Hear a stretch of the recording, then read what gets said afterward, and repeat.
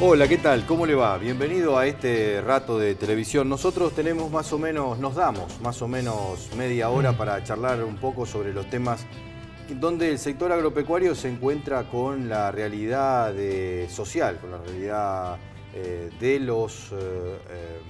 la sociedad, de la política, de la economía, del todos los días. Cuando se registra ese aporte que el campo hace al todos los días nuestro, que no tenemos campo y que evidentemente también vivimos de su inversión. El tema de estos últimos días ha sido y va a ser todavía la definición de la campaña de cosecha gruesa. Venimos de un congreso tecnológico CREA que fue realmente extraordinario. Extraordinario por muchos motivos. Primero porque es la primera vez que tiene 3 sedes simultáneas, Santiago del Estero, Rosario y Mar del Plata, y que las 3 sedes simultáneas además estaban interrelacionadas a través de Internet. Esta red de redes que realmente vincula ese congreso, es la primera vez que se hace la experiencia, salió realmente muy bien y se pudo aspirar a tener gente de diversos lugares llevándole el congreso a la gente en vez de que la gente venga al congreso y tratando temas en algunos sentidos bastante particulares y bastante, digamos, tocantes a la región específica. Pero me parece que lo más importante son estos 50 años donde los grupos CREA vinieron trabajando y superaron esa barrera. El productor agropecuario de hace 20, 30 años se ponía contento porque en el campo de él le llovía más que en el campo del vecino, hasta que aprendió que tenía que empezar a compartir los conocimientos, a compartir un montón de cosas que hoy los comparte. Y este crecimiento da como resultado esta situación de una Argentina que puede rápidamente atender las nuevas tecnologías, aprenderlas, ponerlas en marcha, modificarlas según las regiones, y esto realmente es extraordinario, no solamente para la producción agropecuaria, sino fundamentalmente para la economía del todos los días. Arrancábamos con una mención a la libertad, porque en los últimos tiempos la libertad ha sido uno de los temas más importantes. Y elegía esta frase de Carlos Fuentes porque él habla de que la libertad no existe, sino que existe ese caminar hacia la libertad y que ya caminar hacia la libertad es ser libre. Con lo cual las aspiraciones nuestras son importantes y entonces podemos trasvasar eso no solamente a la libertad, sino a los deseos de mejorar. Cuando empecemos a tener deseos de mejorar, seguramente empezaremos a caminar y empezaremos a estar mejor. Hablamos ahora con Juan Carlos Ruano, que es consultor en agronegocios, que hace mucho tiempo que está en el tema de los negocios del campo, vinculado más que nada con la maquinaria agrícola, Juan, ¿no? Así es, sí. Walter, exactamente, 44 años con maquinaria, en diferentes marcas, diferentes posiciones, siempre ahí mirando de cerca al productor argentino, aprendiendo mucho, porque en el campo es donde se aprende. Seguro. Y también comparando con la fortuna de haber podido comparar la agricultura argentina con la de otros países del mundo, ¿no? Una de las ideas de conversar con vos es preguntarte cómo está la industria metalmecánica nacional, fundamentalmente, porque es donde el campo expresa su potencial demandante de mano de obra, digamos, con volumen.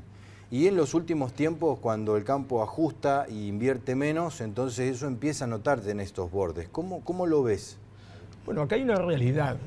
Como vos decís, el campo comienza a ajustar y parte del ajuste es, bueno, ¿cómo está mi tractor este año? Bueno, con alguna reparación subsiste el año que viene, o la cosechadora o la sembradora, ¿correcto? La maquinaria, los contratistas sobre todo, que tienen inversiones tan importantes en cosechadoras, alguien que tiene 6, 7 cosechadoras, más todo su equipo alrededor, tienen inversiones realmente fuertes. Pensamos que una cosechadora está, no sé, $1,5 millones de pesos o de dólares. ¿Cuánto vale? No sé. Estamos partiendo de $500,000. De dólares. De dólares, más el tractor, que puede estar en 150, más tolva, más todo el equipo de gente, más casilla. Y hay que pensar que cada cosechadora mínimo necesita un tractor grande con una tolva grande, porque si no se queda parada en el campo. Entonces, esto repercute, el hombre levanta el pie del acelerador, el argentino que le gusta buscar las novedades, le gusta la tecnología, levanta el pie del acelerador y automáticamente repercute en los fabricantes.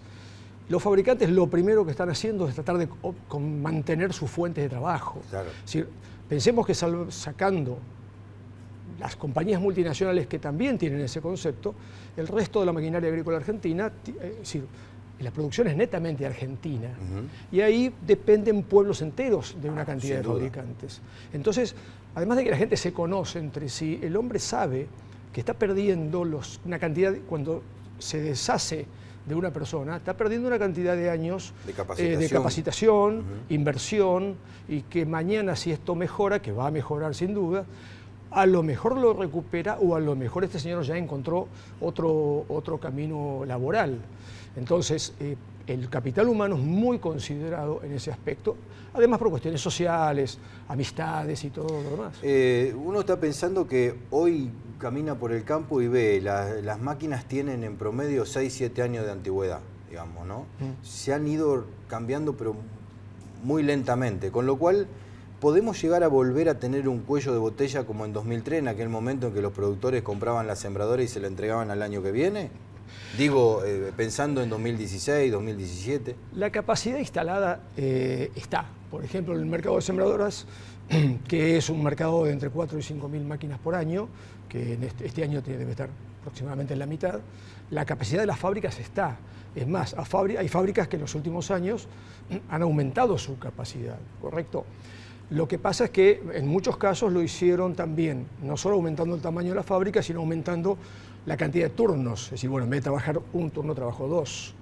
Esa gente hoy tiene todo listo como para poder acelerar rápidamente. El problema es quién se quedó sin gente y tiene que formar, lo que te decía antes, formar gente nuevamente. Claro. Ahora, Argentina tiene una capacidad tecnológica fantástica en lo que es maquinaria agrícola. Nosotros tenemos ahora un cambio de paso en lo que tiene que ver con las políticas que fueron los que han afectado, digamos, a la producción de los últimos tiempos. ¿Con qué mundo se van a encontrar las empresas agroalimentarias y metalmecánica fundamentalmente? Digo, ¿con qué mundo externo? Porque tenemos que pensar que todo lo que se fabrica en Argentina se piensa en exportación, hasta incluso la maquinaria agrícola. En realidad, bajo mi punto de vista, no todos los fabricantes miran la exportación con la importancia que eso podría tener. Es decir, primero que hay un tipo de cambio que es cierto que no ha favorecido en los últimos años a la exportación, es decir, no ha permitido la competitividad de la industria por las diferencias de tipo de cambio. Pero por otro lado, tenemos una industria competitiva en cuanto, sobre todo en pulverizadoras y en sembradoras, tenemos una industria muy competitiva a nivel de la calidad del producto y de la calidad de trabajo que hace ese producto, ¿correcto? Lo que pasa es que para muchos fabricantes salir al mundo es un tema que es como mirar un agujero negro. O salen en el Digo, momento, por desconocimiento. Claro, y por miedo, o que, lo que es peor a veces, salen en el momento en que el mercado argentino baja. Entonces, ¿qué sucede? Salís a ese mercado, haces un esfuerzo, mostrás tus productos, demostraciones, viajes, inversiones, vendés, después crece el mercado argentino, le vuelven a poner importancia al mercado argentino y quitan importancia o peso al mercado exportador. No se crece para mantener los dos mercados, digamos. Claro, y al momento en el que otra vez hay algún problema en el mercado nacional, volvés al mercado exportador. Tenés que hacer todo de nuevo. Ya medio te olvidaron. Claro. Y es mucho más difícil retomar algo que comenzarlo de cero. Claro. Entonces, en mi opinión, y lo que yo le digo a los fabricantes que conozco es, mantengan la exportación, así sea. Muchos dicen, yo no quiero exportar a costo. En realidad, exportando a costo gana dinero porque él tiene que mirar que esa fabricación extra que él hace es una cantidad de materiales que va a comprar más, por lo tanto va a poder negociar con sus proveedores. Bajar el precio de costo. Eso finalmente baja, si él hoy hacía 200 máquinas y hace 250 porque exporta 50, los costos de su fábrica se van a dividir por 250, no por 200. Resultado, termina bajando el costo de toda su explotación, de todo su negocio. Está bien, son temas a veces que tienen que ver con la parte financiera, los contadores, todo lo demás.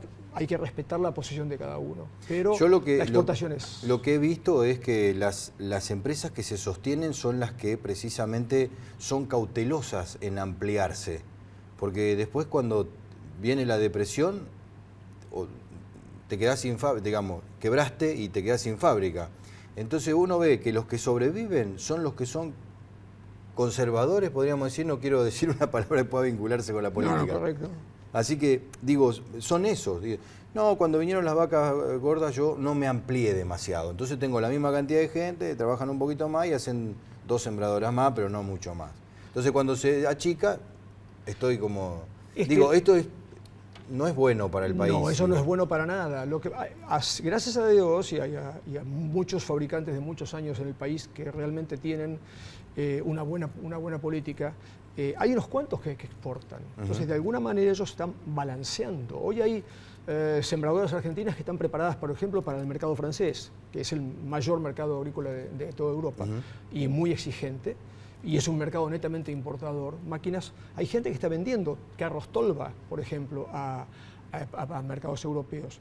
Esa gente que la pensó un poquito más ampliamente en la amplitud de su mira, dijo, bueno, voy a llevar un poco para allá y mantengo. Y en la época de vacas gordas estoy subvencionando un poco, pero no me olvido de la exportación. Claro. Quizá voy menos, pero estoy presente. Te quiero hacer una pregunta porque veníamos de vuelta con Diego Peidró, que me sigue ahora en Metro en un ratito nada más mostrando toda la tecnología. ¿Ah, sí? Y me dijo, vas a hablar con Juan Carlos, preguntarle por las sembradoras eléctricas, qué es lo que se viene.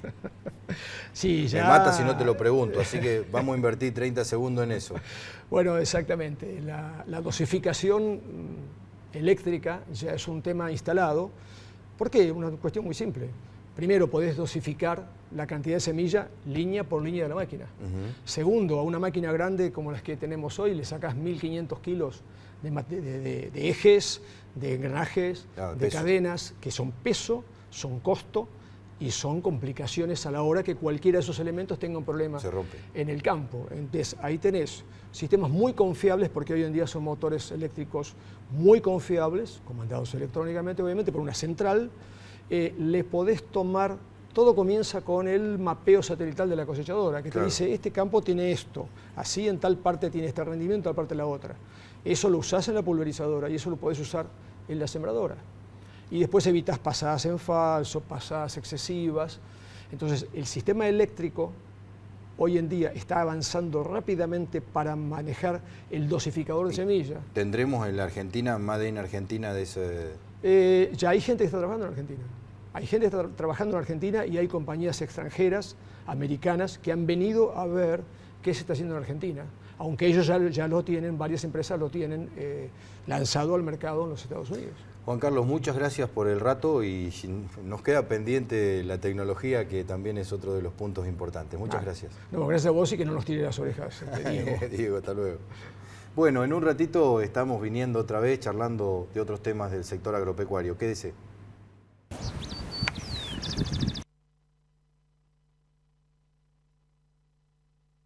Si decilo hablamos, decilo. Agrimplex, el nombre de la bolsa. Decilo. Agrimplex, la mejor opción del mercado. Auspicia este programa el Mercado a Término de Buenos Aires. Desde 1907, operando a futuro los principales productos del país. CKC, la marca líder en inoculantes. Único inoculante con control oficial del INTA. Doble garantía para el productor. CKC, la raíz del buen rinde. Desde 1970, la marca líder en inoculantes. CKC.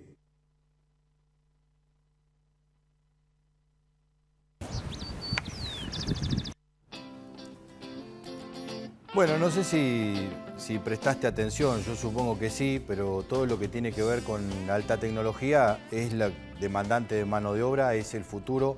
Además de eso, nos asegura un par de cosas que hoy están en tela de juicio, que tiene que ver básicamente con la capacitación y todo lo que tiene que ver con el tema de cuán peligroso puede llegar a ser usar tanta cantidad de agroquímicos para el suelo, los agrotóxicos, como se suele mencionar. Esto que hablaba recién Juan Carlos es precisamente eso, ¿no? El mapeo satelital hace que vos tengas en un determinado terreno las diferencias que puede llegar a haber y entonces puedas ponerle solo lo que necesita a ese pedacito de terreno para que dé el rendimiento que corresponde. Cosas de la tecnología que son muy importantes para el medio ambiente, para la sanidad. No hay que olvidarse que el campo está produciendo alimentos, después de eso hay que comerlo, con lo cual todo eso tiene que tener su inocuidad, su trabajo, y se está trabajando realmente mucho. Por eso hoy charlamos un ratito con Valmiro Guarnieri, que es especialista en estos desarrollos biotecnológicos. ¿Cómo estás? Muy bien y contento de estar en este programa. Bueno, contame un poco cómo estás viendo la actualidad para el uso de la tecnología, porque uno dice, bueno, vamos a sembrar soja, resulta que tenemos problemas de financiamiento, que el colchón del productor no está cerca, entonces invertir en tecnología, ¿cómo lo estás viendo vos que estás ofreciendo tecnología? Bien, hay paquetes armados desde hace mucho tiempo con respecto a los insumos que uno debe usar o no usar en un determinado cultivo. De esa manera, si uno quiere hacer un presupuesto para el año agrícola, normalmente consulta la lista de insumos que normalmente va a utilizar. Los productos a los cuales yo me refiero en general no figuran en esos presupuestos porque, por tradición, siempre se pensó que, o por lo menos desde el desconocimiento, que son prácticas accesorias y que tienen que ver con un esquema de alta producción. Cosa que no es así, es decir, realmente este tipo de productos que básicamente actúan regulando procesos fisiológicos de la planta, pueden ser usados tanto en un cultivo de alto rendimiento como en una zona marginal para superar un determinado bache.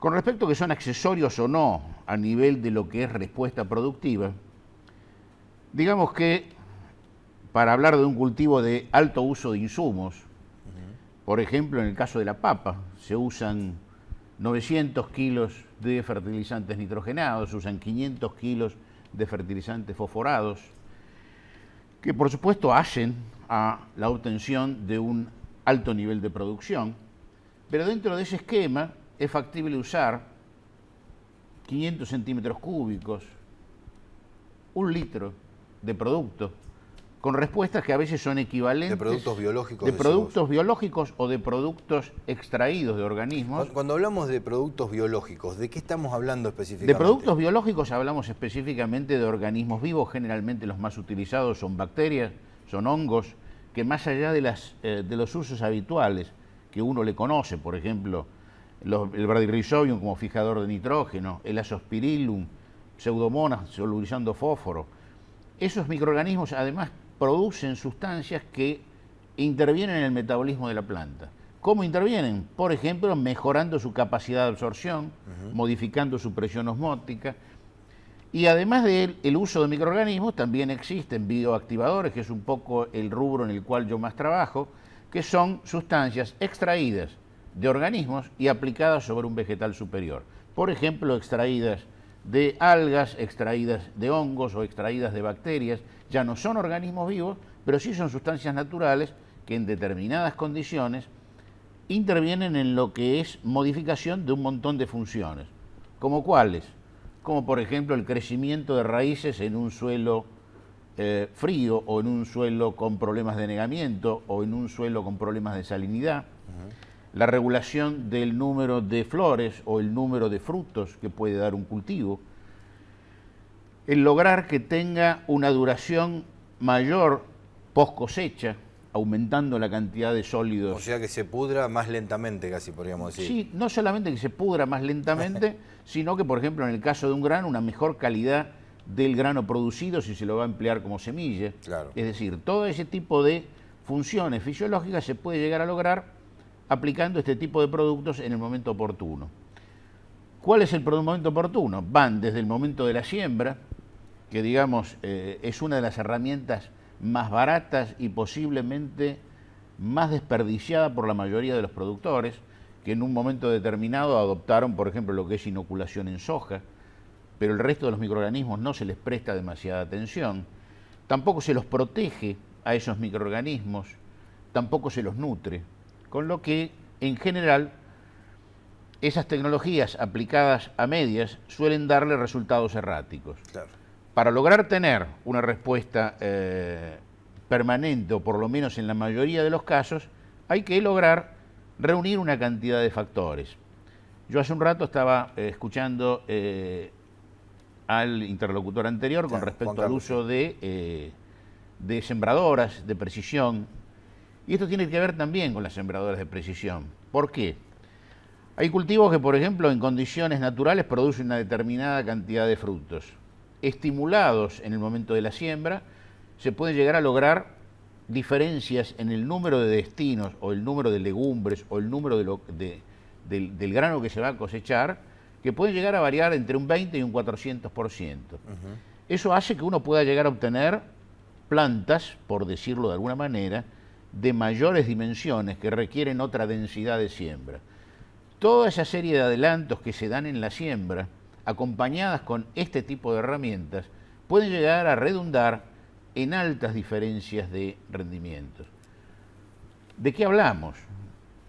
De entrada costó mucho trabajo hablar de inoculación. Estaba difundido en lo que era forrajeras, pero para que se adoptara en soja llevó mucho tiempo.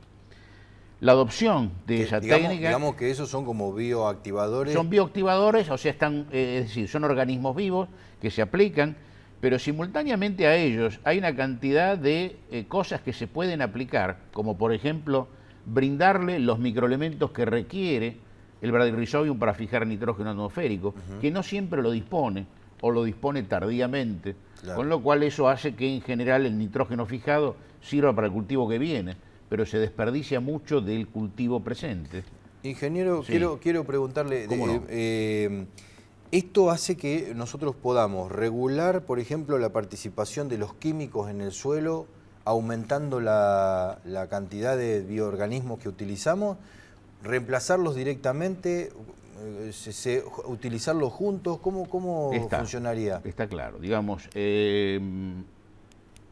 acá por suerte todavía no ha llegado, o si ha llegado solamente en determinado tipo de cultivos, como el que te mencionaba de la papa.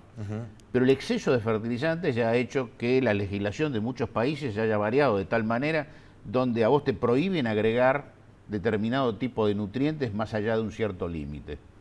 Uruguay, sin ir más lejos, lo ha adoptado. O sea, ya hay un relevamiento de suelo donde uno puede hacer determinado tipo de cosas para no caer en el deterioro de suelos. Yo me acuerdo del caso de los viñedos franceses que tenían estabuladas vacas nada más que para disponer estiércol, para poder revitalizar sus maltrechos suelos por exceso de fertilizantes.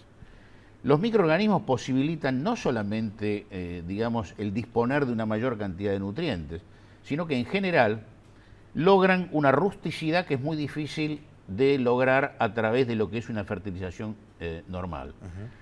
Con esto son dos prácticas que son compatibles entre sí, pueden llegar a reemplazar en buena medida lo que normalmente se consideran como insumos básicos, porque digamos, yo por ejemplo me puedo llegar a tirar a comprar un maíz de altísimo rendimiento, invierto en semilla, pero si no le doy los medios adecuados como para que se exprese ese potencial de rendimiento, seguramente voy a estar desperdiciando bastante mi inversión.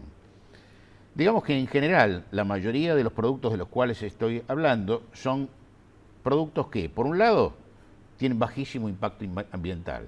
Por ejemplo, algunos de los extractos de algas que usamos nosotros se usan para curar quemaduras, con lo cual da una idea de realmente la inocuidad que tiene el producto. Las dosis difícilmente pasan de los 2 litros por hectárea. En los tratamientos de semillas tenemos productos que no pasan los 100 gramos. Es decir, además de ser dosis sumamente reducidas, en general el impacto a nivel ambiental suele ser favorable porque se coloca a la flora habitual del suelo en contacto con elementos que le resultan imprescindibles como para realizar su tarea, ya sea de fijación, ya sea de solubilización, ya sea de regulación de presión osmótica de la planta, pero siempre en bajísimas dosis. Tenemos un poquito de tiempo ya Bien. suficiente. Yo le agradezco mucho el rato y lo vamos a volver a invitar porque ¿Cómo no? hay un montón de cosas de las que hablar. Es largo el tema. Muchísimas gracias. Por nada. El ingeniero Almiro Guarnieri con nosotros, charlando sobre estos temas que nos preocupan bastante, sobre todo lo que tiene que ver con evitar, digamos, la contaminación ambiental.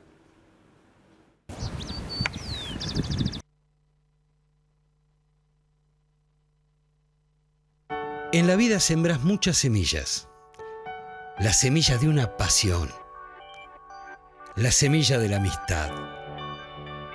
La semilla de un talento. La semilla del amor. La semilla de una aventura.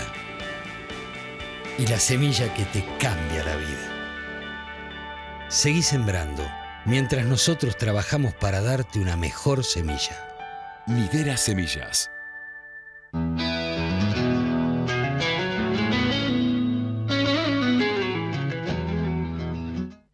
CKC, la marca líder en inoculantes.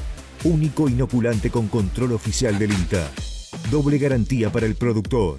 CKC, la raíz del buen rinde. Desde 1970, la marca líder en inoculantes. CKC.